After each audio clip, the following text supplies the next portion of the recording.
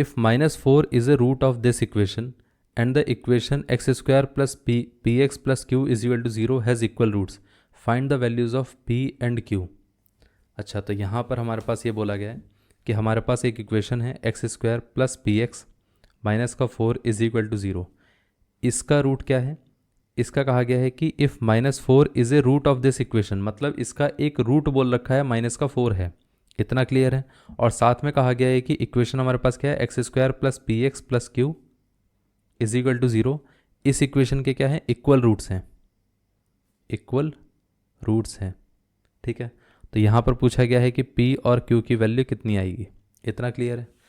एक चीज़ सोचिए, अगर किसी इक्वेशन का कोई रूट एग्जिस्ट करता है, रूट का मतलब क्या होता है कि वो उस इक्वेशन को सेटिस्फाई कर रहा है।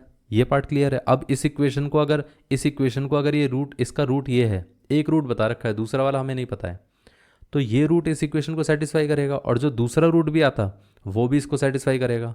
तो इसका मतलब ये है कि ये वाला रूट हम इस इक्वेशन में रख सकते हैं।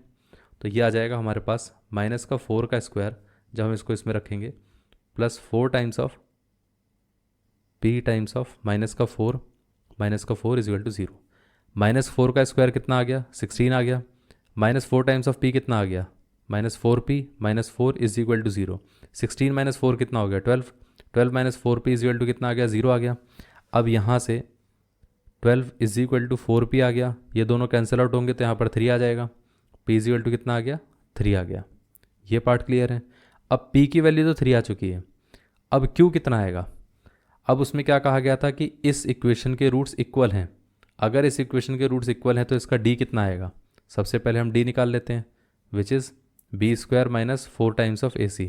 अब इस इक्वेशन के लिए a कितना था, +1, और b कितना था, p, और यहाँ पर c कितना था, q। तो यहाँ से आ जाएगा p square minus 4 times of a कितना है, 1, और c कितना है, q है।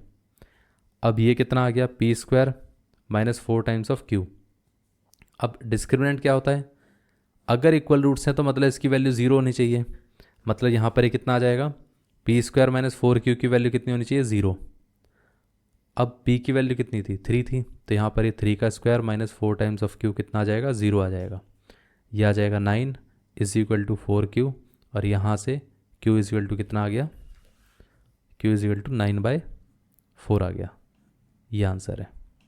ये पार्ट क्लियर है, ये आंसर था।